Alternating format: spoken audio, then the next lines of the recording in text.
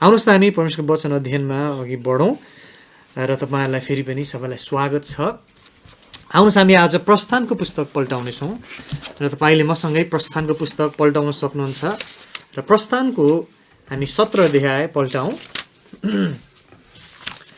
र प्रस्थानको 17 अध्याय हामी पल्टाउनेछौँ र हामी परमेश्वरको वचनबाट केही कुराहरू अध्ययन गर्नेछौँ। यस समयमा प्रस्थानको 17 अध्याय र हामी पहिला 8 पददेखि 16 पदको खण्डलाई सरसर्ती पढ्नेछौँ। प्रस्थानको पुस्तक 17 अध्याय 8 देखि 16 लेखिएको छ, तब अमालेक आयो र रपिदिममा इजरायलसँग लडाईँ गर्यो।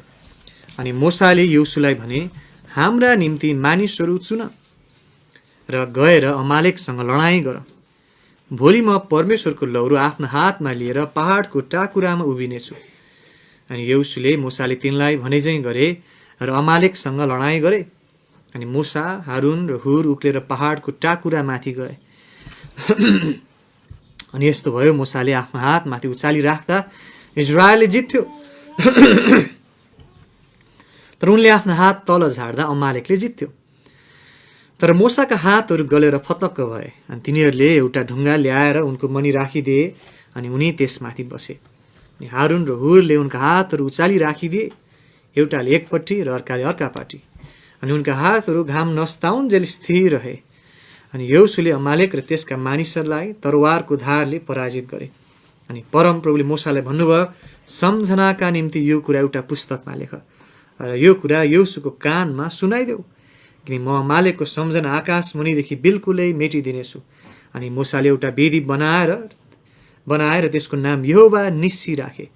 अनि उनले भने, यसैले परमको सिंहासनमाथि हात राखेर म भन्छु, अमालेकसँग परमप्रभुको लडाईँ पुस्ता पुस्तासम्म चलिरहनेछ। र हामी यहाँ घटना पाउँदछौँ कि इजरायलीहरू मिश्र देशबाट उनीहरू यात्रा गर्दै अब कनान देशतर्फ अघि बढिरहेका छन् र कनान देश जाने क्रममा उनीहरू यो रपिदिम भन्ने ठाउँमा आइपुगेका छन्। र रपिदिममा चाहिँ तपाईँले यहाँ 17 अध्याय 1 पदबाट हेर्नुभयो भने हामी देख्छौँ कि त्यहाँ कुनै पानी थिएन र पानी नभएको हुनाले इजरायलले गनगन गरे, हामी चाहिँ यहाँ अब तिर्खाले मर्न लागेका छौँ र हामीलाई, हाम्रा छोराछोरीलाई, हाम्रो गाईबस्तुहरूलाई तिर्खाले मार्नको निम्ति किन तपाईँले हामीलाई मिश्रबाट निकालेर ल्याउनु भयो? र यो प्रकारले गनगन गरेका छन्, मूसासँग झगडा गरेका छन्, वास्तवमा परमेश्वरसँग नै झगडा गरेका छन्। र त्यो प्रकारले घटना यहाँ अघि बढिरहेको छ र हामी देख्छौँ कि यो रपिदिममा चाहिँ के हुन्छ त, जब यहाँ 8 पदमा हेर्छौँ, यहाँ लेखेको छ, तब अमालेक आयो र रपिदिममा इजरायलसँग लडाईँ गर्यो। यसरी हामी देख्छौँ यहाँ ठुलो लडाईँ भएको छ। तपाईँले घटना पहिला पनि पढ्नुभएको होला र घटना हामीले जानेका छौँ, बुझेका छौँ कि इजरायलीहरू अमालेकहरूसँग लड्नुपर्ने हुन्छ र अमालेकीहरू चाहिँ वास्तवमा इजरायलीहरूको आफन्त भनौँ अथवा चिनेकै नाता नै पर्दथ्यो, किनभने अमालेक भनेको चाहिँ एसावको नाति हो। एसावको छोरा एलिपज बाट जन्मेको छोरा हो अमालेक। अमालेकीहरू चाहिँ नाता नै थिए, तर तपाईँलाई थाहा छ एसाव र याकुब बिचमा त्यो शत्रुता झगडा थियो र हामी त्यो देख्दछौँ। र अनि हामी देख्छौँ कि उनीहरूले चाहिँ आक्रमण गरेका छन् र तपाईँले व्यवस्थाको 25 अध्यायमा एकचोटि हेर्नुभयो भने यहाँ यसरी लेखेको पाउनुहुन्छ। व्यवस्था 25 अध्याय, हामी प्रस्थानमा अहिले फर्कौँला, तर व्यवस्था 25 को 17-18 पदमा हामी एकचोटि हेरौँ त, यो अमालेकीहरूले चाहिँ आक्रमण मात्र गरेका थिएनन्, उनीहरूले चाहिँ इजरायलीहरू कमजोर भएको बेलामा आक्रमण गरेका थिए। व्यवस्था 25 को 17-18 मा लेखिएको छ, तिमीहरू मिश्र देशबाट निस्केर आउँदा बाटोमा अमालेकले तिमीसित के गर्यो सो सम्झना गर, अर्थात् त्यसले तिमीलाई बाटोमा भेट्यो अनि तिमी क्लान्त र थकित भएको बेलामा तिम्रा सबैभन्दा पछिल्लाहरूलाई अर्थात् तिम्रा पछितिरका सबै कमजोरहरूलाई मार्यो अनि त्यसले परमेश्वरको डर मानेन। यसले अमालेकको आक्रमण चाहिँ हामी यहाँ देख्दछौँ। यसको त्यो आक्रमणको विषयमा केही कुराहरू कि क्लान्त भएका थिए, उनीहरू थकित भएका थिए र मिश्र देशको यात्राबाटमा उनीहरू छन् र सिनाई पर्वत अझै आइसकेका छैनन् र मिश्र र सिनाई पर्वत बिचको ठाउँ हो यो रपिदिम भन्ने ठाउँ र उनीहरू बिस्तारै बिस्तारै हिँडिरहेका छन् हिँड्ने धेरै बानी छैन, सायद भर्खरै यात्रा सुरु भएको छ र थकित र क्लान्त भएको बेलामा अमालेकहरूले पछाडिबाट कमजोरहरूलाई भनेको छ। र विशेष गरी यसरी यात्रा गर्दा चाहिँ अगाडि अलिक बलियाहरू, पछाडि चाहिँ महिलाहरू, बच्चाहरू, होइन, पशुहरू, सामग्रीहरू, अलिक अशक्तहरू पछाडि आउने हो। कमजोरहरूलाई उनीहरूले आक्रमण गरेका छन्। र अमालेकीहरूको आक्रमण र कसरी परमेश्वरले यहाँ विजय दिनुभयो यस खण्डमा, प्रस्थान 17:8 16 खण्डमा, त्यसबाट तपाईँ र म, हामी विश्वासीहरू आज यस वर्तमान समयको लागि पनि धेरै महत्त्वपूर्ण सत्यताहरू, सिद्धान्तहरू हामी सिक्दछौँ। र अमालेकीहरू आए र हामीले त्योभन्दा अगाडि 7 पदमा एकचोटि हेरौँ, प्रस्थान 17:7 अनि उनले त्यस ठाउँको नाम मस्सा र मरिबा राखे, किनकि इजरायलीहरूले झगडा गरे र परमप्रभु हाम्रो बिचमा हुनुहुन्छ कि हुनुहुन्न भन्दै परमप्रभुलाई परीक्षा गरे, परमेश्वरलाई परीक्षा गरे। के साँच्चै प्रभु हुनुहुन्छ त हाम्रो साथमा? खोइ त्यसो त देखिँदैन। हामीलाई तिर्खा लागेको छ, हामीलाई पानीको खाँचो छ, तर प्रबन्ध प्रभुले गर्नु भएको छैन। प्रभु हाम्रो साथमा हुनुहुन्छ जस्तो लाग्दैन। यसो भन्दै उनीहरूले परमप्रभुलाई परीक्षा गरे। अनि 8 पदले भनेको छ तब अमालेक आयो। त्यो अलिकति चाख लाग्दो छ नि यहाँनिर। जब उनीहरू परमेश्वरलाई परीक्षा गरिरहेका थिए, उनीहरू कमजोर अवस्थामा थिए, नराम्रो अवस्थामा थिए, तब अमालेक आयो। साँच्चै शैतान हाम्रो विरोधी बाटो छ, चलाक छ। हाम्रो कमजोरीमा, हामी कमजोर भएको अवस्थामा परीक्षा गर्न, हामीलाई आक्रमण गर्न ऊ तत्पर छ। तब अमालेक आयो। जब परमेश्वर विरुद्ध गनगनाइरहेका थिए, उनीहरू कमजोर अवस्थामा थिए, थकित थिए, तिर्खा लागेको अवस्था, तब अमालेक आयो र रपिदिममा इजरायलसँग लडाइँ गर्यो। र हामीलाई अब घटना यहाँ थाहा छ, सरस्वती हामीले अघि पढिसक्यौँ कि यहोशुलाई मोसाले भन्छ ल तिमी जाऊ, लडाइँ गर अमालेकहरूसँग, म चाहिँ माथि डाँडामा जान्छु, टुप्पामा, र म हात उठाउँछु, मेरो लौरो उचाल्छु। अनि त्यसरी अघि बढे। अनि के भयो त 11 पद हेर्नुहोस् त, चाखलाग्दो कुरा। अनि यस्तो भयो, मोसाले आफ्नो हात माथि उचालिराख्दा इजरायलले जित्यो, तर उनले आफ्नो हात तल झार्दा अमालेकले जित्यो। तर मोसाका हातहरू गलेर फतक्क भए, उनी थकित भए। अनि हामी देख्छौँ जब उनी थाक्थे तब के हुन्थ्यो त? के भयो? 12 पदमा छ हारुन र हुरले उनका हातहरू उचालिराखिदिए, एउटाले एकपट्टि र अर्कोले अर्कापट्टि। अनि उनका हातहरू घाम नअस्ताउन्जेल स्थिर रहे, खडा रहे। र हामीले यो कुराहरू यहाँ देख्दछौँ।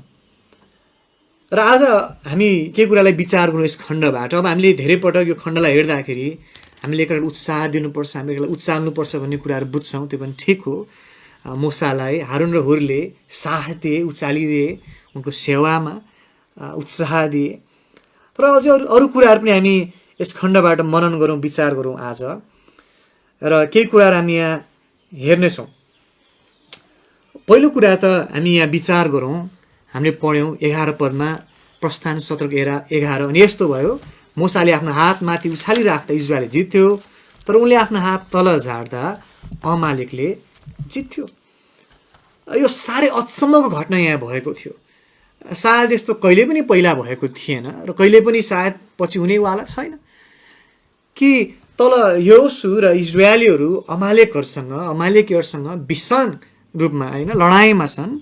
उनीहरू एकदम परिश्रम साथ लडिरहेका छन्, आफ्नो बल, आफ्नो शक्ति, सामर्थ्यमा अघि बढिरहेका छन्। अनि यतापट्टि डाँडामा माथि मोसा चाहिँ आफ्नो लौरो उचालेर चाहिँ बसिरहेको छ, आफ्नो हातहरू माथि उचालिएर बसिरहेका छन्। अनि के हुन्थ्यो त?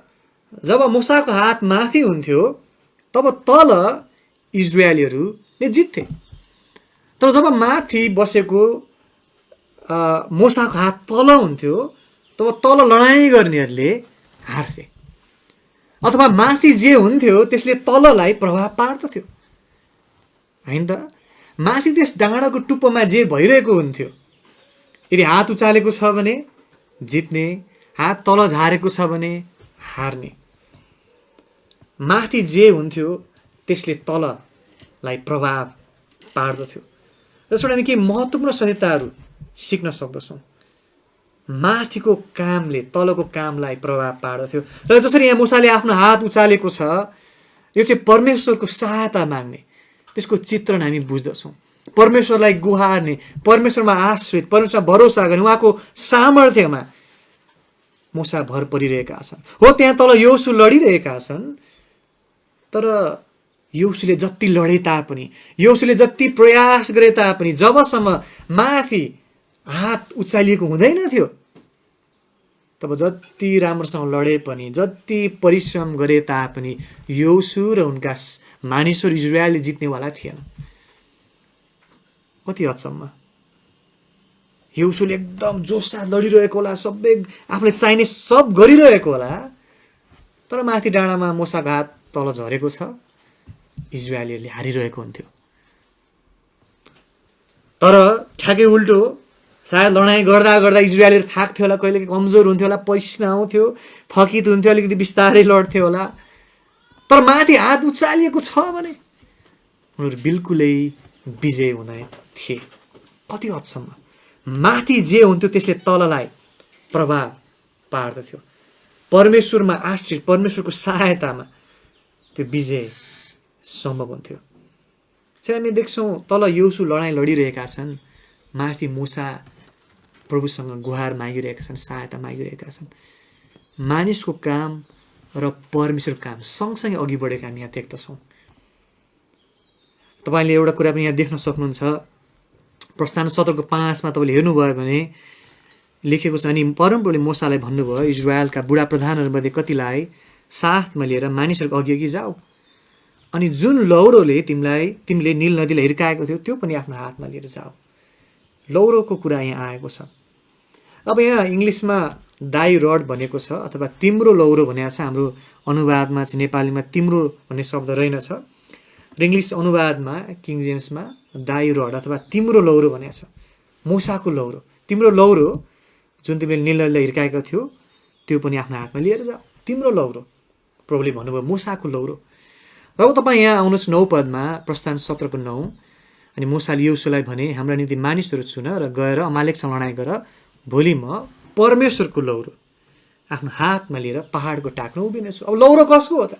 मूसाले भन्छन् परमेश्वरको लौरो, परमेश्वर भन्नुहुन्छ तिम्रो लौरो। कसको लौरो? लौरो कसको? तर कुरा प्रष्ट छ, मूसाको लौरोलाई मूसाले परमेश्वर अर्पित गरे, परमेश्वरले लौरोलाई प्रयोग गर्नुभयो। यसलाई हामी सुन्दर तरिकाले यहाँ के पाउँदछौँ त? पहिलो कुरा यस खण्डबाट परमेश्वरको कार्य र मानिसको कार्य सँगसँगै गएको हामी पाउँदछौँ। परमेश्वरको सहायता बिना हामी केही पनि गर्न सक्दैनौँ। हाम्रो जीवनमा हामी धेरै परिश्रम गरेर विभिन्न कुराहरू गरौँला, तर प्रभुमा हामी आश्रित छैनौँ, हाम्रो हातहरू उचालिएका छैनन् भनौँ न। त्यो हात उचालिनुको अर्थ के हो?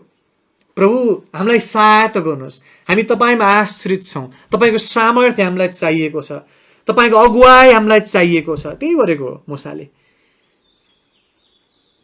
र परमेश्वरमा आश्रित भइकन जब अघि बढे त्यहाँ विजय थियो। र आज हामी यो कुरालाई प्रष्ट बुझौँ पहिलो कुरा यस खण्डबाट, कि परमेश्वरमा आश्रित नभइकन हामी केही पनि गर्न सक्दैनौँ।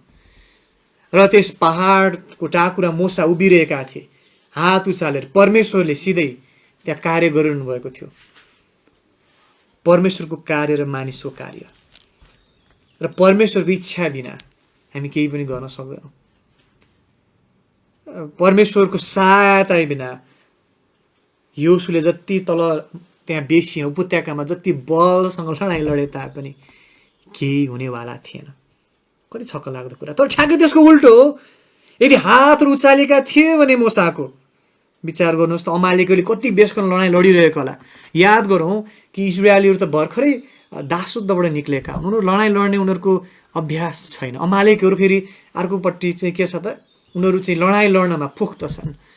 तपाईँलाई याद छ होला, प्रस्थानको अगाडितिर हामीले पढ्यौँ भने प्रभुले इजरायलीहरूलाई पलिस्तियाको बाटो गरेर लानु भएन, त्यो समुद्रको छेउको बाटो गरेर लानु भएन। त्यो बाटो अलिक छोटो थियो, तर त्यो बाटो लानु भएन, किनभने उहाँले भन्नुभयो उनीहरू लडाइँ देखेर डराउनेछन् होला, लडाइँको लागि तयारी थिएनन्।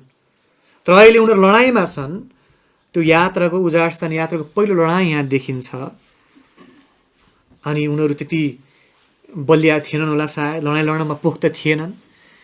हात दिएर पनि अमालेकीहरू जस्तो राम्रो थिएन होला, तर अमालेकीहरू जति राम्रो भए तापनि, उनीहरूको जति राम्रो हतियार भए तापनि, उनीहरू जति बलिया भए तापनि, उनीहरू जति पोख्त भए तापनि, जबसम्म मूसाको हात उचालिएको थियो केही फरक पर्नेवाला थिएन।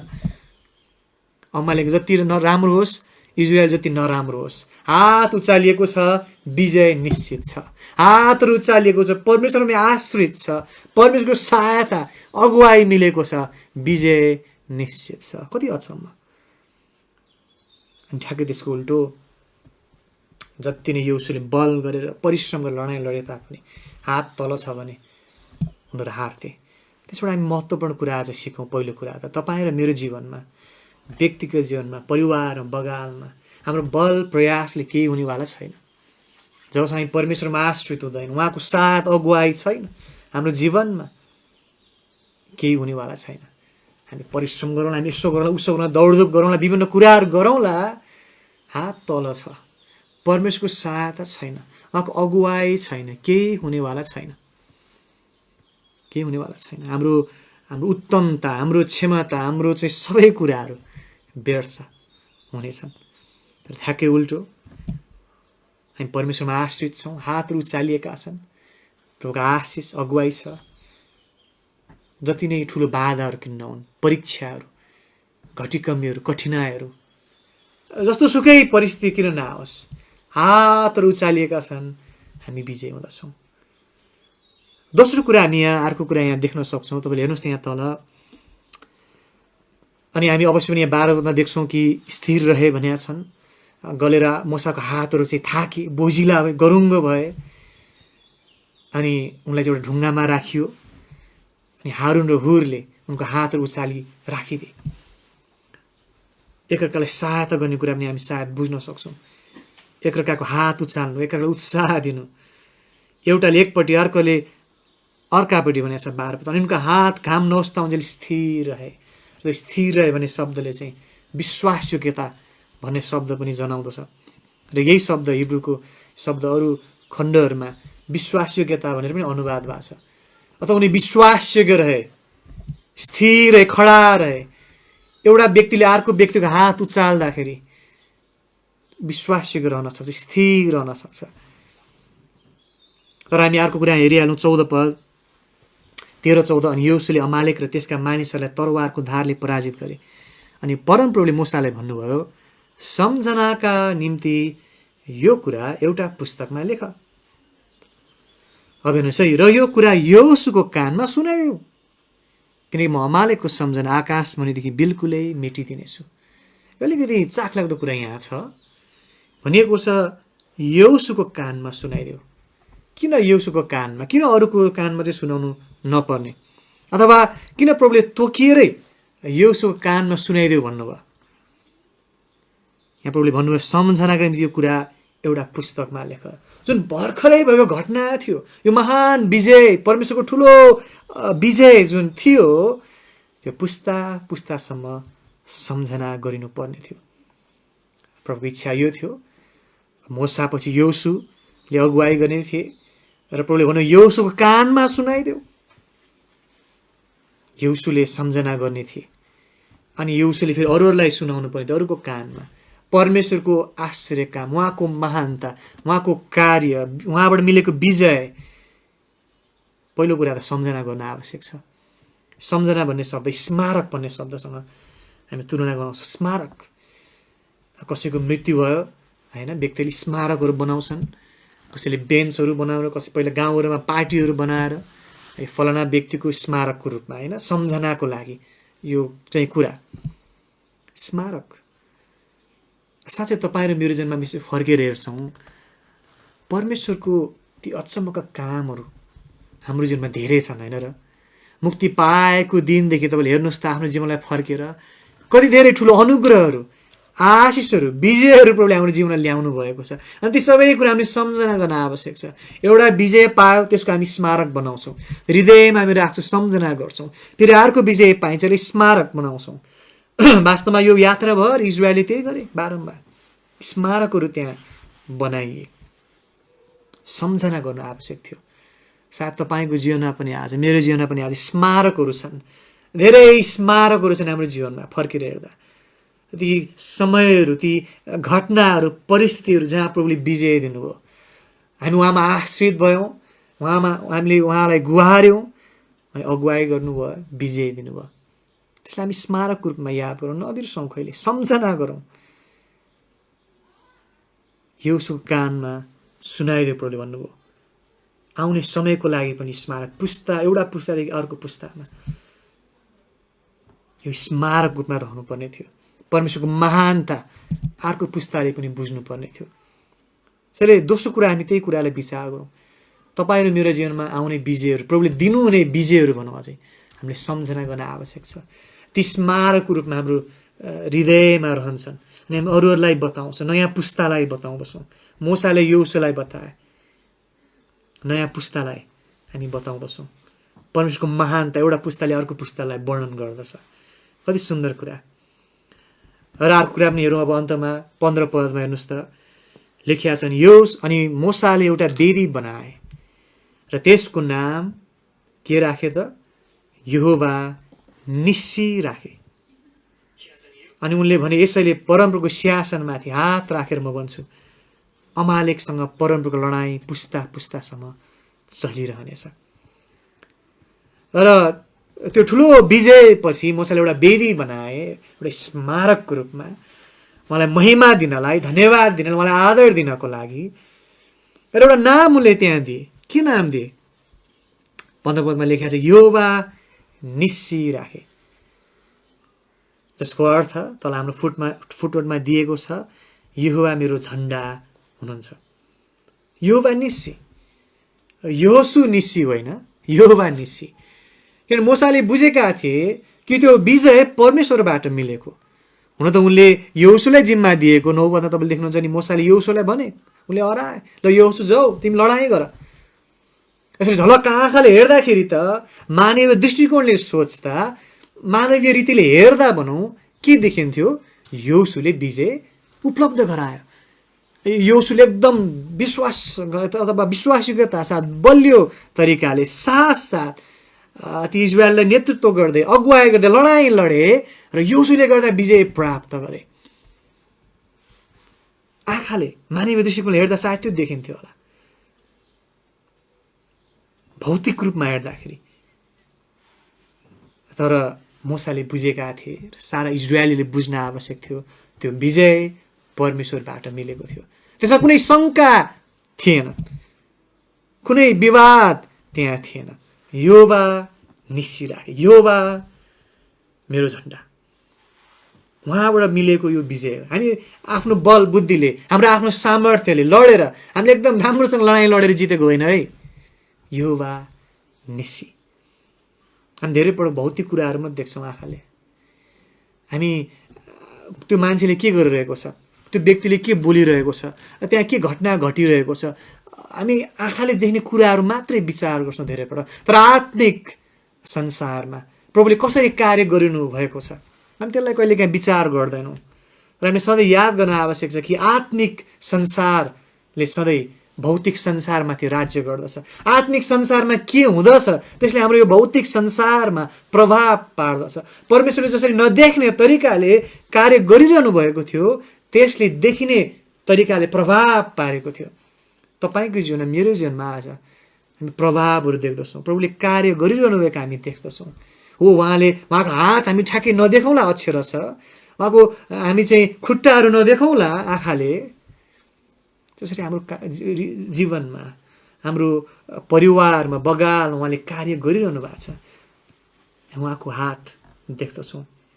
हामी भन्छौँ यहोवा निस्सी, यहोवा मेरो झन्डा हुनुहुन्छ, उहाँले मलाई विजय दिनुभएको। अनि महिमा सधैँ परमेश्वरलाई। यहोवा निस्सी। झन्डा भनिएको छ, र झन्डा भनेको चाहिँ एउटा स्मारकको रूपमा प्रयोग गरिन्थ्यो होइन, साथै विजयको उद्घोष, रमाटको लागि होइन। हाम्रो नेपालको झन्डा हामी प्रयोग गर्छौँ। कुनै खेलकुदहरूमा हामी गयो भने हुटिङ गर्दाखेरि झन्डा हल्लाउँछौँ। लडाइँमा जाँदाखेरि पहिलाको समयमा झन्डा बोकेर आफ्नो देशको होइन गर्वसाथ झन्डा बोकेर जाने चाहिँ चलन थियो। त्यसले एउटा परिचय पनि दिन्थ्यो, साथै एउटा जुट्ने स्थान पनि तोक्दथ्यो। साथै त्यो झन्डा देखेर उत्साह मिल्थ्यो, जोस मिल्दथ्यो। अनि पहिलाको समयमा झन्डामुनि लडाइँ गर्ने भनेर त्यो शब्दावली प्रयोग गरिन्थ्यो, झन्डामुनि लडाइँ गर्ने। र इजरायलीले त्यही गरे, परमेश्वरको झन्डामुनि लडाइँ गरे, परमेश्वर अगुवाईमा लडाइँ गरे, परमेश्वरमा आश्रित भएर उहाँको सहायतामा विजय प्राप्त गरे। यसैले तेस्रो कुरालाई हामी यही कुरालाई विचार गरौँ कि विजय सधैँ परमेश्वरको हो। हाम्रो जीवनमा हामी प्रभुको हात अक्षर छ, ठ्याक्कै आँखाले नदेखाउँला। संसारमा के भइरहेको छ, कोरोना भाइरस अनि विभिन्न कुराहरू, तर प्रभुको हात हामी भएको बुझ्दछौँ। प्रभु सक्रिय हुनुहुन्छ, उहाँले कार्य गर्नुहुन्छ। तपाईँलाई याद छ प्रस्थान 17 अध्यायको 7 पदमा इजरायलले एउटा प्रश्न सोधेका थिए नि, होइन? प्रस्थान 17को 7मा उनले सोधेका थिए, परमप्रभु हाम्रो बिचमा हुनुहुन्छ कि हुनुहुन्न? खोइ परमेश्वर कहाँ हुनुहुन्छ? परमेश्वर के साँच्चै परमेश्वर हाम्रो बिचमा हुनुहुन्छ त? के साँच्चै हो त? उनीहरूले भने परमप्रभु हाम्रो बिचमा हुनुहुन्छ कि हुनुहुन्न? के हुनुहुन्छ उहाँ? अनि ठ्याक्कै यतापट्टि खण्डमा उनीहरूले उत्तर प्रष्टसँग पाए, परमेश्वर हाम्रो साथमा हुनुहुन्छ, यहोवा निश्चय हाम्रो साथमा हुनुहुन्छ। कति सुन्दर कुरा। र आजको तपाईँलाई त्यस्तो प्रश्न उठेको छ, त्यो प्रश्नको उत्तर प्रभुले तपाईँको जीवनमा प्रश्नसँग दिनुभएको छ। तपाईँले यदि मुक्ति पाउनुभएको छ, नयाँ गरी जन्मिनु भएको छ भने तपाईँ मरेको व्यक्तिलाई उहाँले जीवित पार्नुभयो। त्यो महान कार्य गर्नु, महान प्रेम देखाउनु भएको छ। आफ्नै पुत्रलाई दिनुभयो भने अझै अरू सब थोक हामीलाई कसरी दिनुहुने छैन र? हाम्रो साथमा हुनुहुन्छ, उहाँ हाम्रो बिचमा हुनुहुन्छ, उहाँ सक्रिय हुनुहुन्छ। यसरी आज हाम्रो जीवन यो हात उचालिएको जीवन भएको होस्। हात उचालिएको जीवन अर्थात् मूसाले आफ्नो हात उचाले, त्यो के को चित्रण हो? त्यत्तिकै हावातालमा कुनै एउटा रीति पुरा गर्नलाई त्यो गरिएको थिएन अवश्य पनि। यसको विशेष अर्थ थियो, एउटा सङ्केत त्यहाँ थियो, प्रभु हामी तपाईँमा आश्रित छौँ, प्रभु हामीले तपाईँको सहायता चाहिएको छ, हाम्रो हात तपाईँमाथि उचाल्दछौँ, हामी सधैँ तपाईँमाथि आश्रित छौँ, अनि तपाईँमा आश्रित रहन्जेल, हाम्रो हातहरूमाथि उचालुन्जेल हामी विजयी हुनेछौँ निश्चित रूपमा। हाम्रो हातहरू तल छन्, प्रभुमा आश्रित छैनौँ, आफ्नै तरिकाले जिउँछौँ, प्रभुलाई वास्ता गर्दैनौँ, हार अनि हार मात्रै। आज के तपाईँ मेरो जीवन हात उचालेको जीवन छ, परमेश्वरमा निर्भर आश्रित जीवन? किनभने त्यही जीवन मात्रै विजयी जीवन हो, अरू उपाय छैन। फेरि पनि याद गरौँ, यहोशूले तल उपत्यकामा बेसीमा जति बलसँग लडाइँ लडे तापनि, जति जे गरे तापनि माथि डाँडामा हात उचालेको थिएन भने केही हुनेवाला थिएन। आज हाम्रो जीवनमा पनि सत्यता यही हो, माथिको कामले तलको कामलाई प्रभाव पार्दछ, परमेश्वरको कार्यले हाम्रो जीवनमा प्रभाव पार्दछ। अनि परमेश्वर र हामी मानिस, हामी विश्वासीहरू सँगै सहकार्य गर्दछौँ, सहकर्मीहरू, उहाँको अगुवाईमा, उहाँको इच्छामा हामी अघि बढ्दछौँ। त्यो लौरोलाई फेरि विचार गर्नुहोस्, नबिर्सनुहोस्। त्यो लौरो मूसाको लौरो कि परमेश्वरको लौरो? याद गर्नुहोस्, मूसाले 40 वर्ष मिद्यानमा गोठाला गरेर बिताए। लौरो उनले प्रयोग गर्थे, उनको हातैमा हुन्थ्यो, सायद त्यही बानी भयो, त्यसलाई उनले बोकेर हिँड्न थाले। त्यो लौरो कसको? मूसाको लौरो हो, तर उनले प्रभुलाई दिए, प्रभुले प्रयोग गर्नुभयो। मूसाको लौरो पनि हो, परमेश्वरको लौरो पनि हो। त्यस अर्थमा यो जीवन तपाईँ र मेरो कसको जीवन हो? यो मेरो जीवन कि परमेश्वरको जीवन? हामी परमेश्वरलाई समर्पण गर्छौँ, अर्पण गर्छौँ, प्रभु तपाईँको इच्छा पुरा होस्। अनि उहाँले हामीलाई चलाउनुहुन्छ आफ्नो महिमाको लागि। त्यसैले आज हामी परमेश्वरमा आश्रित जीवन जिउँ र यही महत्त्वपूर्ण सत्यता हामी आज पाऊँ, यस खण्डबाट हामी सिकौँ।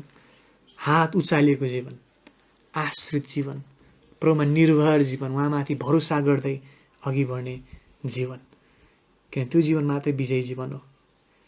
र आज हामी विजयी हुनु छ, व्यक्तिगत जीवनमा, परिवारमा, बगालमा, महिमाको लागि आशिषमय जीवन जिउनु छ, त प्रभुमा आश्रित जीवन मात्रै विजय छ। र जस्तो कठिनाइ परिस्थितिहरूमा पनि हामी यही कुरालाई बुझौँ, विचार गरौँ, सधैँ याद गरौँ, नबिर्सौँ। यो घटनालाई हामी याद गरिराखौँ कि जबसम्म हात उचालिएको छ विजय निश्चित छ। जतिसुकै ठुलो घटीकमी किन नआओस्, कठिनाइ किन नआओस्, कोरोना भाइरस आओस्, जतिसुकै अरू महामारीहरू अनि गाह्रो अवस्थाहरू, हात उचालिएको छ त विजय निश्चित छ। आमेन। प्रभु धन्यवाद होस्। प्रभुमा आश्रित निर्भर जीवन हामी जिउँ।